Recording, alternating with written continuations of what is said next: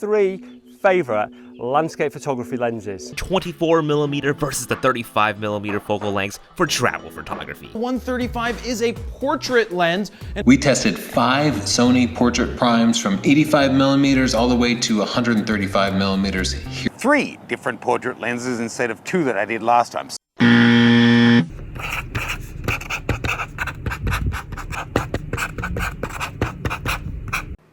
Hiya. I'll get straight to the point. Focal lengths. Is there a reason why lenses are named after a specific type of photography? Portrait lenses is the big one. Landscape lenses. I'm not counting macro lenses because it doesn't describe specifically something you're shooting, as in what macro object you're shooting. It's a blanket term for close-up photography. That's fine. I will let that one slide. But street photography lenses, travel photography lenses, where did this come from? I think it's really screwing people over.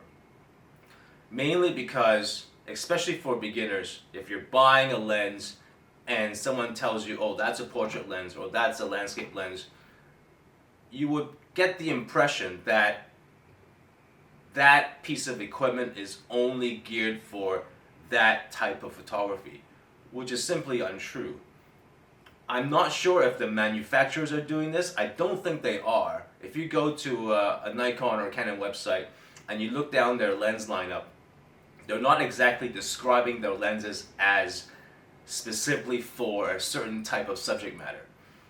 But I think a lot of YouTube influencers about photography are describing lenses that are geared towards a certain type of photography. Portrait lens is the big one, which specifically means anywhere from 65mm and up is considered a possible candidate for portrait photography. Or on the other end of the scale, a landscape lens could be anywhere from 15mm to 28, roughly. So people buying these lenses would think, oh, okay, if I want to shoot portraits, I have to get a focal length within a certain range. And that's simply not true. I think that you're actually doing a big disservice to yourself if you are automatically limiting your photography right from the beginning before you even start shooting. So portraiture doesn't mean you have to shoot within a specific focal length. There are plenty of great portraits done outside of those focal lengths. And Platon is a great example who shot Vladimir Putin for the cover of a magazine using a wide angle. And actually he's one of the photographers who shoot a lot of wide angle portraits. And they're wonderful. So I think that a lot of people might say that specific portrait length focal lengths are only good to describe the person that you're shooting, the subject, a certain way, which is a more accurate perspective. And that's fine, I suppose, for specific applications like a passport photo, a high school portrait, something that requires you to be perspectively accurate. That's fine.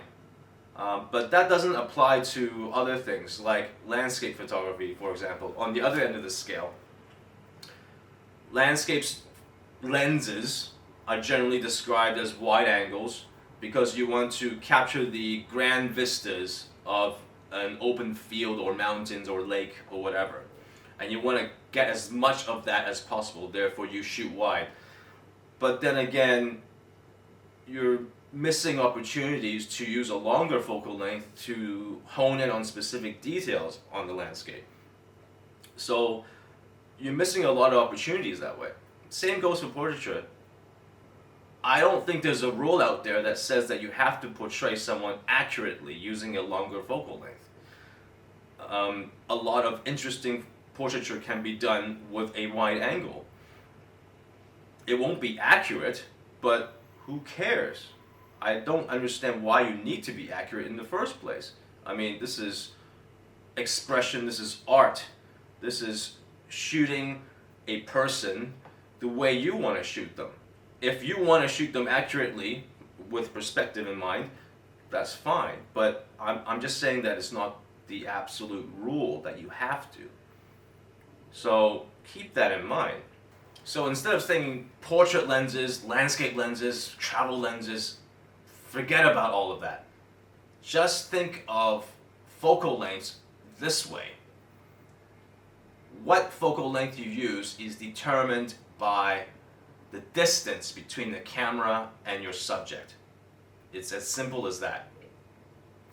And once you've figured out the distance, then you will think of using the correct focal length to basically crop in what you want in the frame. So the perspective, in other words, is actually determined by the distance between the camera and your subject. You can do a simple test and just walk up to a mirror. And if you walk up really close to it, you will see yourself as you would probably see with a wide-angle lens. And as you back away from the mirror, that is more representative, perspective-wise, of a longer lens. I'm not talking about the actual crop yet. I'm just talking about the perspective and potential distortion. So the closer you are to a subject, the more distorted the final view is going to be. And the farther away you are, the less distortion. And then, once you figured out the distance, you will use your focal lengths to determine the crop. And that's much more effective way of thinking about lenses. So don't go and buy a lens thinking that this is gonna be for a specific usage only. Actually, there's a lot more uses for specific focal lengths that you get. So, and that's why the distance that you actually stand or set up your tripod between you and the subject is vastly more important than any zoom can give you, because zooming is kind of like the lazy person's zooming for prime lenses. If you physically move, it makes a much bigger distance back and forth than the apparent change in distance that a zoom lens will give you. So that's why a lot of people train to shoot with prime lenses, because it just forces you to move more, and you can see the difference in perspective as you move back and forth between you and your subject. Zooming in actually doesn't change the distance, so it doesn't change the perspective as much. That is the biggest difference. I hope that this helps you with your lens selections in the future. Please see if you can subscribe, and if you like what you see, I'll come up with more of these types of videos that are kind of a bit beyond what the other YouTube influencers are doing right now.